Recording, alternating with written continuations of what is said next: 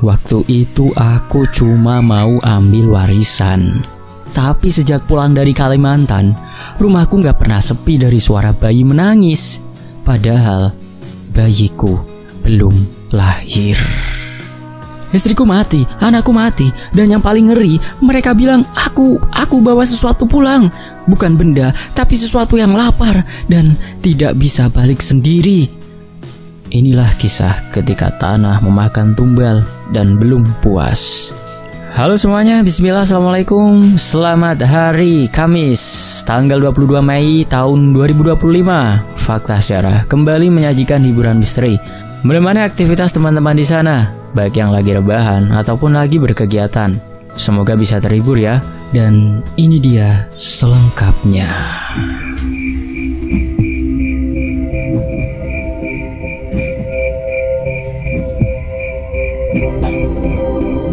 Namaku Rasmaji, usia 37, buruh bangunan di pinggiran Serang. Hidupku datar-datar saja. Pagi kerja, malam pulang.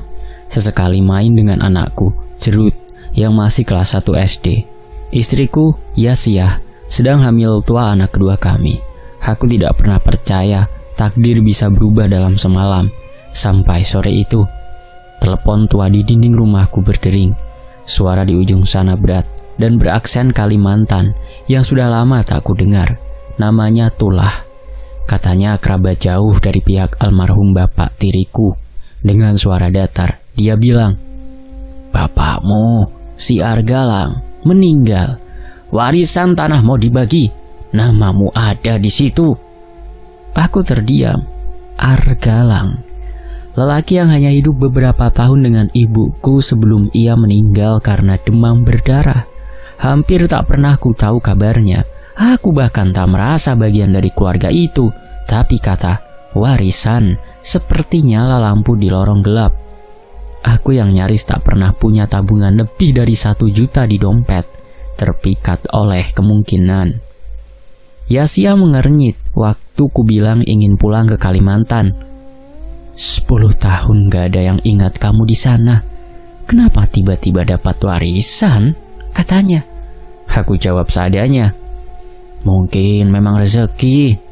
Lagian siapa lagi anak dia selain aku dan kakakku itu, si Dayun. Aku pun berangkat seminggu kemudian, naik kapal lewat pelabuhan Priok, lalu naik mobil sewaan ke sebuah kampung kecil di daerah pedalaman Kapuas. Begitu menginjak tanah kampung itu, udara langsung berbeda. Pepohonan tinggi, merunduk, matahari seolah segan menembus. Warga yang kulalui menatapku aneh, tidak bersahabat. Beberapa bahkan menutup jendela saat aku lewat. Aku mencoba menyapa 2 orang yang sedang mengikat balok kayu, tapi hanya dibalas anggukan singkat tanpa senyum. Aku tahu, aku bukan orang yang dirindukan di sini. Di rumah kayu panggung tempat dulu Argalang tinggal, aku disambut oleh Dayun. Usianya sekitar 40-an, tubuh kurus, rambut digelung kain merah seperti kebiasaan orang Dayak tua. Wajahnya keras, senyum yang muncul hanya basa-basi. "Jadi kau datang juga, Maj?" katanya tanpa menawar kopi. "Orang bilang namaku masuk daftar warisan," jawabku pelan. "Masuk? Iya, tapi cuma 1 petak. Warisan yang lain udah aku urus dari dulu." Nada bicaranya sinis, seolah aku cuma benalu yang datang di akhir cerita. Aku tahan emosi. Aku tidak datang untuk bertengkar. Malam harinya, aku tidur di kamar kecil di rumah itu. Mimpi pertama datang. Aku berdiri di pinggir hutan, melihat bayangan seseorang menggali tanah merah. Tubuhnya telanjang, kulitnya penuh sisik. Paginya aku pergi ke balai desa untuk mengurus dokumen warisan. Tapi di sana, prosesnya seperti dipersulit. Petugas desa bilang beberapa berkas masih belum jelas, surat tanah hilang, dan tanda tangan ayahku di beberapa dokumen diragukan.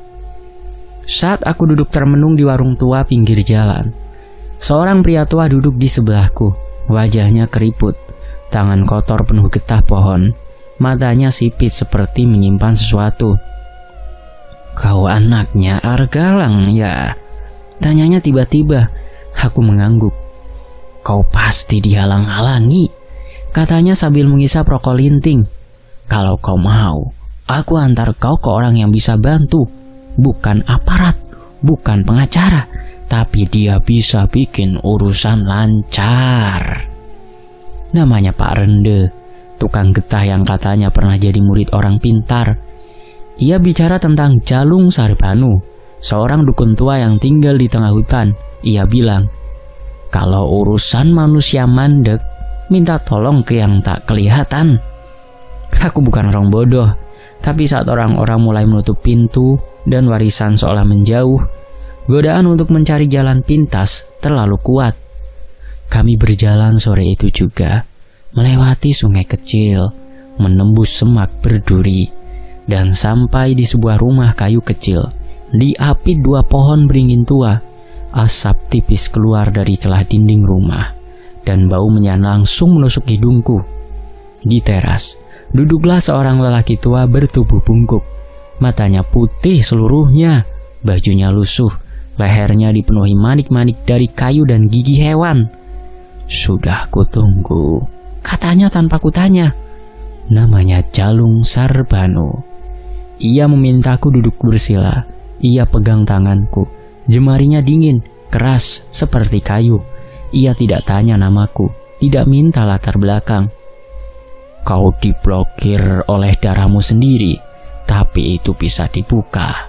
Syaratnya ringan, katanya. Aku menelan ludah. Apa syaratnya? Ritual 3 malam. Tidak boleh ragu, tidak boleh menyesal. Aku hanya mengangguk. Aku bilang dalam hati, kalau ini bisa menyelamatkan masa depan anak-anakku, aku terima. Malam pertama aku diminta datang sendiri. Pak Rende menunggu di luar. Aku masuk ruang kecil beralas tanah. Lilin-lilin kecil menyala melingkar di sekelilingku. Di tengah ada ayam hitam kecil. Matanya tertutup kain merah. Ini hanya pembuka jalan, kata Jalung. Ia memutar dupa, mengucap mantra dalam bahasa yang tidak ku mengerti. Lalu ia mengambil setetes darah dari jariku dan mengoleskannya ke kepala ayam. Ayam itu lalu dilepaskan begitu saja. Tak lama ia mengepak dan menghilang ke kegelapan. Jalung Sarbanu mengangguk padaku. Gerbang pertama sudah terbuka. Tapi hati-hati, kadang yang lewat bukan hanya kita yang minta. Aku pulang malam itu dengan kepala berat dan bau dupa masih melekat di bajuku. Langit tampak kemerahan aneh, seperti ada kebakaran di balik bukit. Dan malam itu aku mimpi, tapi rasanya lebih nyata dari kenyataan. Aku berjalan di antara deretan kuburan tanpa batu nisan. Tanahnya merah dan basah, seperti baru digali. Di pelukanku, bayi merah, tubuhnya berlendir, matanya belum terbuka, dan dia menggeliat seolah tidak nyaman. Tapi yang paling mengerikan, dia menangis tanpa suara. Aku mencoba meletakkannya, tapi tubuhku terus berjalan, seolah dikendalikan. Kuburan-kuburan di sekitarku mulai terbuka sendiri. Dari lubang-lubang itu keluar tangan-tangan kecil, mungil, berdarah, menjulur seperti meminta. Dan bayi di pelukanku akhirnya membuka mata. Mata putih polos, tanpa bola mata, dan menatapku sambil menganga, tertawa. Aku terbangun sambil teriak. Tubuhku dingin, keringat membasahi seluruh ranjang. Di luar, ayam berkokok, padahal masih pukul 2 dini hari. Dan dari balik dinding bambu rumah tua ini, aku yakin aku dengar suara bayi menangis. Langit kampung itu selalu mendung, entah karena cuaca atau karena sesuatu yang lebih dari sekedar awan dan kelembapan. Setelah mimpi tentang bayi merah di kuburan, aku bangun dengan tubuh sakit semua. Tapi anehnya, tidak ada satupun luka yang terlihat. Pagi itu, aku kembali ke rumah Jalung Sarbanu. Ia sudah duduk di teras, seperti menungguku semalaman. Di sebelahnya, semangkuk kecil berisi tali ijuk yang digulung melingkar, dan di tangan kirinya, seikat rumput teki yang masih basah.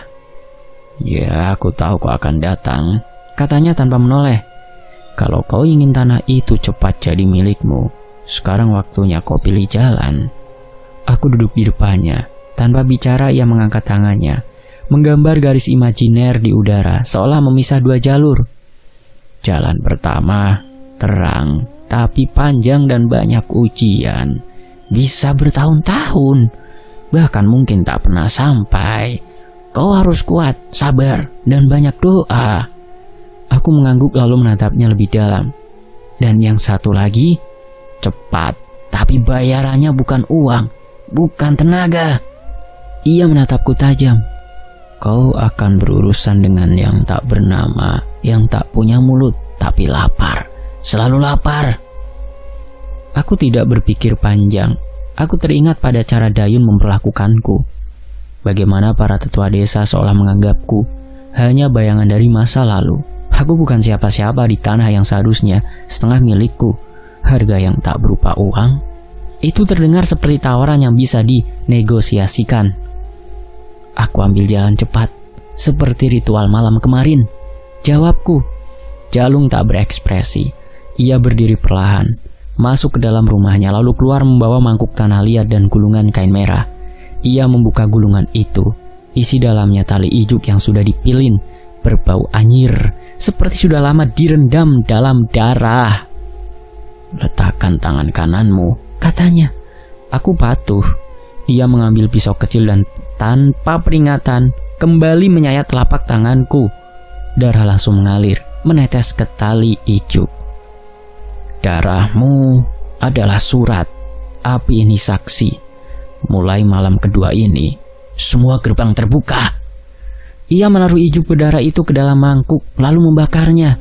Asapnya naik perlahan, berubah jadi abu hitam yang melingkar di udara sebelum lenyap begitu saja.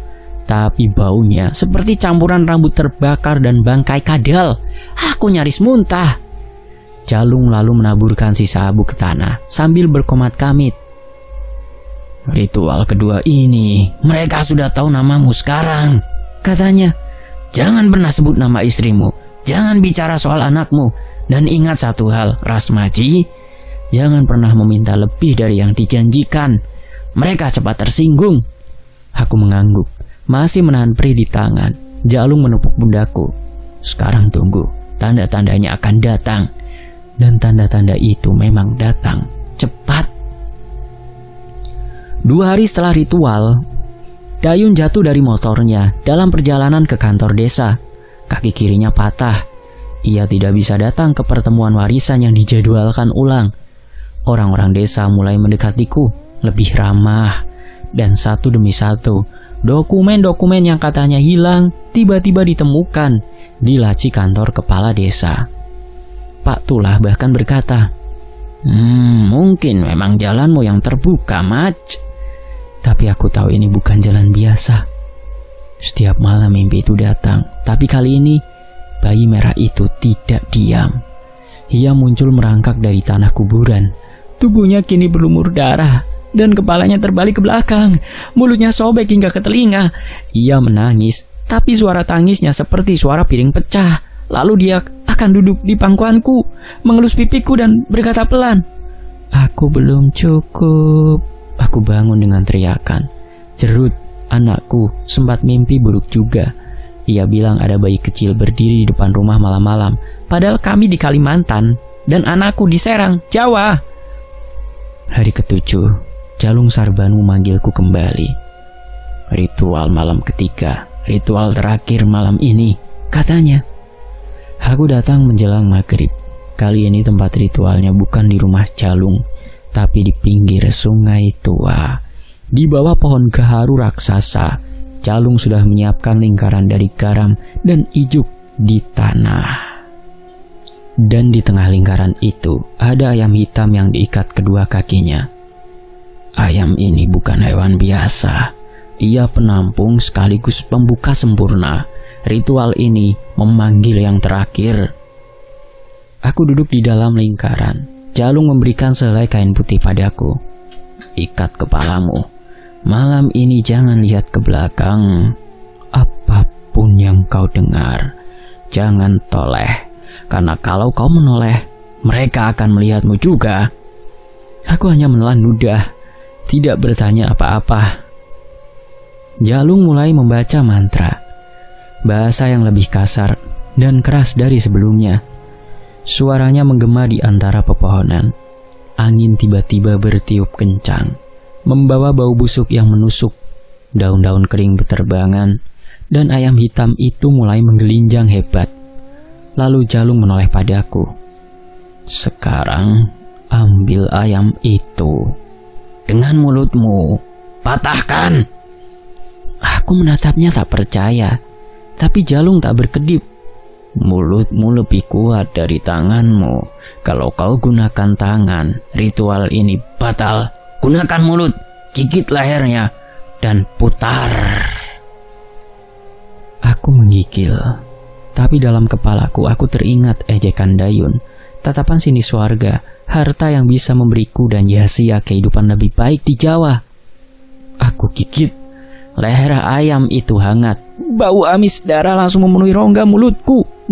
Aku putar kepala ayam itu sekuat tenaga. Bunyi leher patah itu terasa di gigiku. Ayam itu kejang sebentar, lalu diam. Darahnya muncrat, mengucur ke bajuku. Jalung tersenyum.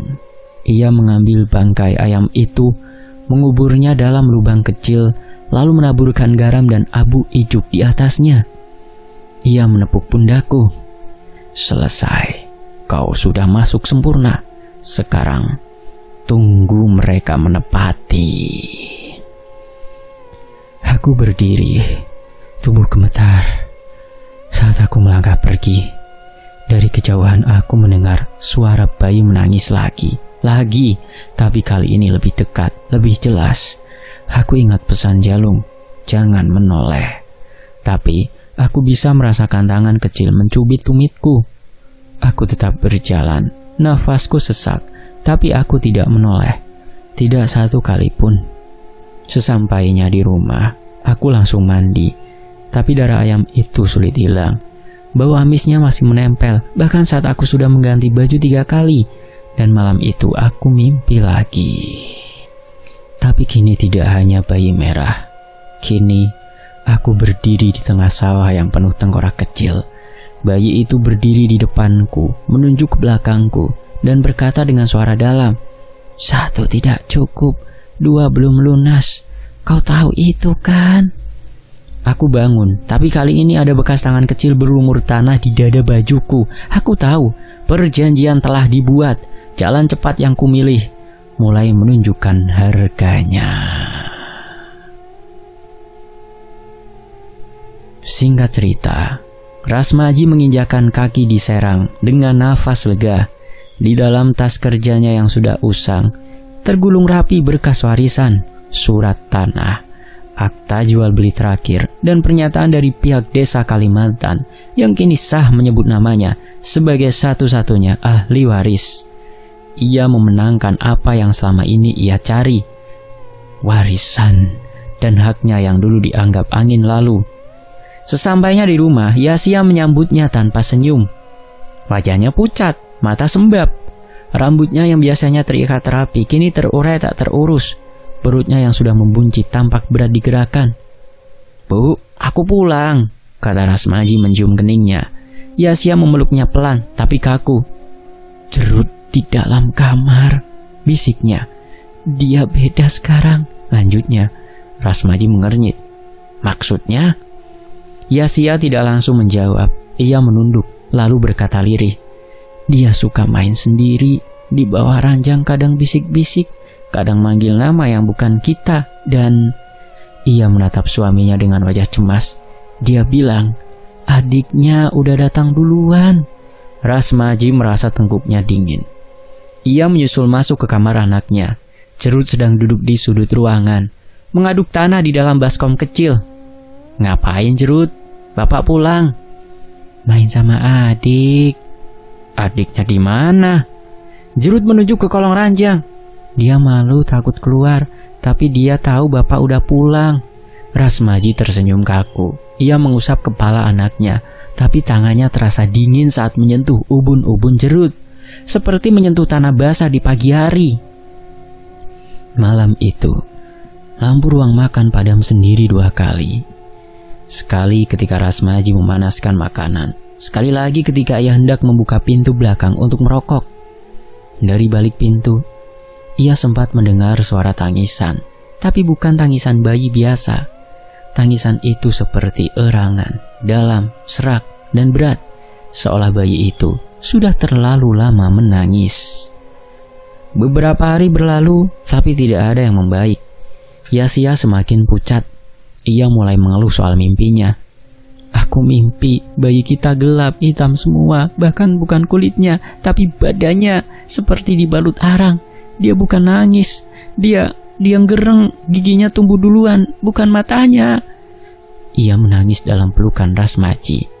Aku takut dia bukan anak kita. Rasmaji hanya bisa diam. Ia mencoba menyembunyikan mimpi-mimpi yang juga ia alami. Bayi merah berkepala terbalik kini duduk di kursi makan, menendang-nendang lantai sambil menyanyikan lagu anak-anak yang nadanya terbalik. Jerut kini makin sering bicara sendiri. Ia menggambar di tembok, gambar-gambar tubuh tanpa kepala. Kadang menggambar ibunya tertidur dan bayi berjongkok di atas dadanya. Saat ditanya, Jerut menjawab, adikku mau keluar dari tempat gelap, tapi katanya pintunya belum buka semua. Hari Jumat pagi, Yasia mengeluh perutnya seperti diremas dari dalam. Ia belum cukup bulan, tapi darah sudah keluar.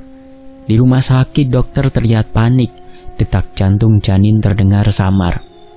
Ini kelainan, tapi tak ada indikasi penyakit sebelumnya, kata dokter. Yasia dimasukkan ke ruang operasi karena tidak bisa melahirkan normal.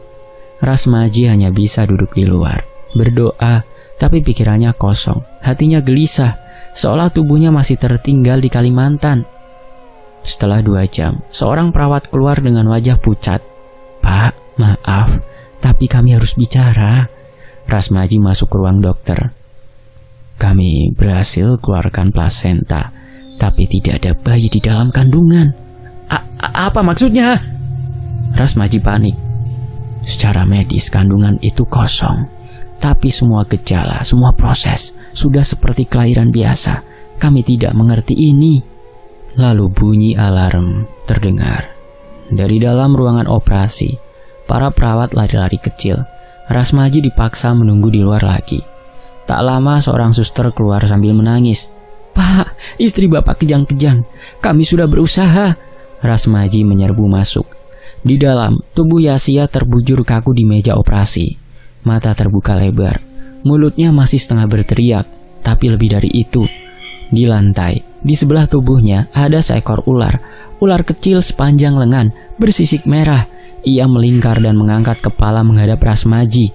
Mata ular itu seperti mata bayi, hitam besar, tidak berkedip. Lalu perlahan, ular itu mulai meleleh. Dari kepala ke badan, seperti lilin dipanggang dari dalam. Ia mencair, mengeluarkan bau busuk seperti darah basi. Semua suster dan dokter yang melihat kejadian itu terdiam, tidak bisa berkata apa-apa. Yasia dimakamkan hari itu juga. Jerut tidak menangis. Ia hanya duduk di pojok rumah, menggenggam boneka kecil yang tak pernah ia punya sebelumnya. Boneka itu berbentuk bayi dengan kepala botak dan satu mata hitam. Rasmaji duduk di ruang tamu hingga malam, memeluk map warisan yang kini tak berarti apa-apa. Ia pulang membawa harta, tapi yang datang bersamanya bukan cuma dia. Pemakaman Yasia berlangsung dalam sunyi saat itu, sunyi yang mencengangkan. Tak ada suara tangis dari keluarga, karena keluarga itu hanya tersisa 2, Rasmaji dan Jerut. Beberapa tetangga memang datang, tapi mereka berdiri jauh dari liang lahat. Ada yang berbisik, ada yang membawa daun bidara dan menyelipkannya di kantong baju, seolah takut terkena sesuatu. Beberapa bahkan berani terang-terangan menatap Rasmaji dengan tatapan takut, bukan berduka. Dia bawa sesuatu dari Kalimantan, bisik seorang ibu parubaya ke tetangga sebelahnya. Waktu dia datang, rumahnya dingin meski matahari terik. Itu bukan tanda baik. Rasmaji mendengar, tapi tak menanggapi. Ia berdiri kaku di sisi makam, memeluk Jerut yang tidak menangis, tidak bicara, hanya menatap gundukan tanah dengan pandangan kosong. Malam hari setelah pemakaman, rumah itu terasa lebih dingin dari biasanya. Angin tak ada, tapi tirai ruang tamu berkibar sendiri. Bau tanah basah menyelimuti kamar. Jerut duduk di ruang tengah. Di pangkuannya ada bunga melati. Ia makan kelopaknya satu-satu seperti camilan. "Jerut, jangan begitu. Itu bunga buat nyekar." Anak itu menoleh perlahan. "Tapi adikku suka baunya, Pak. Dia bilang ini enak." Nada bicaranya aneh, terlalu dewasa, dan ada aksen asing yang mulai muncul di logatnya. Logat yang bukan Banten, logat orang pedalaman Kalimantan. Rasmaji tercekat. "Siapa yang bilang begitu ke kamu?" Adikmu kan belum lahir, dan tidak sempat lahir, Jerut." "Dia udah kenyang sekarang, katanya gilirannya udah selesai." Jerut tersenyum, dan senyum itu bukan milik anak kecil. Suara-suara mulai sering terdengar malam hari. Pukul 2 dini hari, Rasmaji terbangun karena mendengar suara bayi menangis. Ia terburu ke kamar Jerut, tapi anak itu tidur seperti biasa. Tapi tangisan tidak berhenti. Kini suaranya berasal dari dapur. Saat ia mendekat, suara itu berubah menjadi jeritan, lalu jadi bisikan. "Maji, Maji, Maji." Ia membuka pintu dapur perlahan. Tidak ada siapa-siapa, tapi lantai basah tanah. Seolah seseorang baru keluar dari dalam bumi. Hari berikutnya Jerut duduk di kamar dengan posisi yang ganjil, membelakangi pintu, membungkuk, dan tubuhnya bergetar pelan. "Jerut?" Anak itu tak menjawab. "Jerut, jawab Bapak!" Ketika Rasmaji memegang pundaknya dan membalik tubuhnya, mata Jerut melotot. Ia tersenyum lebar. "Aku bukan Jerut, Bapak." Nafasnya berat, tapi ucapannya jelas. "Aku yang kamu panggil waktu itu, di bawah tanah, di tengah api dan darah ayam. Kamu meminta bantuanku, dan aku datang, dan aku sudah membantumu." Rasmaji mundur. Ia gemetar, seluruh tubuhnya berkeringat dingin. Apa yang dulu ia lakukan bersama Jalung Sarbanu kini berbalik menghantuinya. Di hari ke-7 setelah Yasia meninggal, Rasmaji mendatangi Ustadz Mardani, seorang peruqyah yang dikenal sering menangani kasus berat dan tidak biasa. Pak Mardani adalah pria parubaya dengan sorot mata tajam dan suara tenang. Ia mendengarkan cerita Rasmaji tanpa menyela. "Saya dulu minta bantuan dukun di Kalimantan, namanya Jalung Sarbanu. Saya cuma mau ambil hak saya. Saya nggak tahu kalau balasannya jadi begini." Pak Mardani mengangguk pelan. Jin Ifrit dari Tanah Utara. Mereka tidak memberi tanpa meminta gantinya. Kau disuruh memilih jalan cepat kan?" Rasmaji mengangguk. "Dan kau bayar dengan darah dan tali icup?" Kepalanya kembali mengangguk. Kali ini lebih lambat, penuh rasa bersalah. "Yang kau panggil bukan sekedar jin biasa. Itu entitas yang hidup di alam bawah tanah. Mereka tidak mengenal hutang, mereka hanya mengenal tumbal. Dan biasanya tumbalnya datang dari yang paling dekat." Pak Mardani bersiap melakukan pengobatan. Jerut duduk di depan mereka. Tubuhnya tenang, tapi matanya kosong. Begitu doa-doa mulai dibacakan, tubuh Jerut bergetar hebat. Mulutnya membuka dan dari dalamnya keluar suara, seperti dua suara sekaligus. Jerut dan sesuatu yang lebih tua, lebih berat. "Kau sudah memanggilku, Rasmaji. Aku datang dengan cepat. Kau senang bukan sudah aku bantu?" Pak Mardani terus membaca, tapi suara dari tubuh Jerut makin menggila. "Adiknya sudah puas, tapi dia kecil. Dia cepat kenyang. Aku lebih besar. Aku lapar lebih lama. Sekarang giliranmu, Rasmaji." Tiba-tiba Jerut muntah, tapi yang keluar bukan makanan. Tanah merah dan padat, penuh kelopak melati putih. Pak Mardani menghentikan bacaan doanya. Ia menghela nafas panjang. Ini bukan sekedar kerasukan. Bukan pula sekedar jin yang merasuki. Ini tanda tumbal, tumbal hidup yang dipanggil dari alam bawah tanah. Raga Jerut sudah mulai diisi. Malamnya Rasmaji menunggu Jerut tidur. Ia duduk di ruang tengah, memegang tasbih, mencoba membaca doa dengan suara lirih.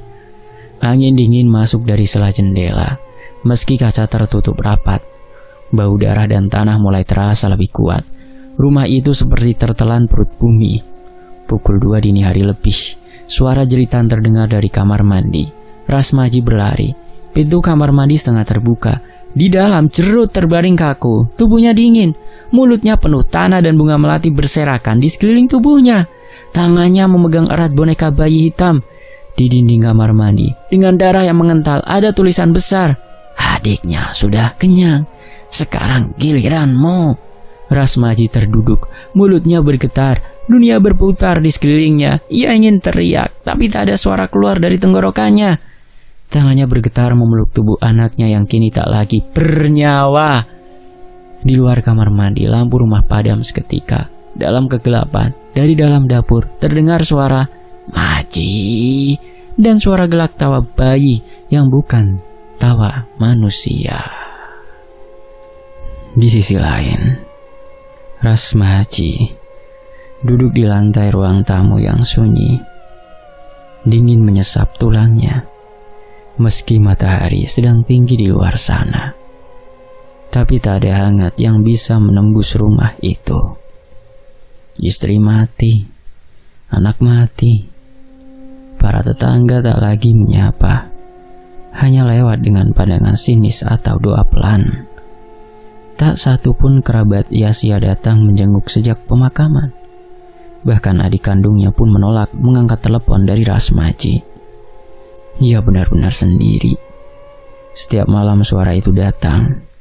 Tangisan Yasia dari dapur, tawa Jerut dari kolong ranjang, jeritan bayi dari loteng.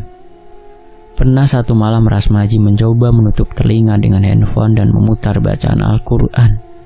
Tapi justru dari dalam handphonenya terdengar suara, Ayah janji temenin aku sampai kenyang. Rasmaji tak kuat lagi. Ada satu hal yang belum ia lakukan, menemui Jalung Sarbanu. Ia harus tahu kenapa semua ini tidak berhenti. Ia harus menuntut agar perjanjian dihentikan. Rasmaji kembali naik kapal ke Kalimantan. Di sepanjang perjalanan ia hanya menunduk. Beberapa warga yang mengenalnya berbisik dan menjauh, seolah takut disapa.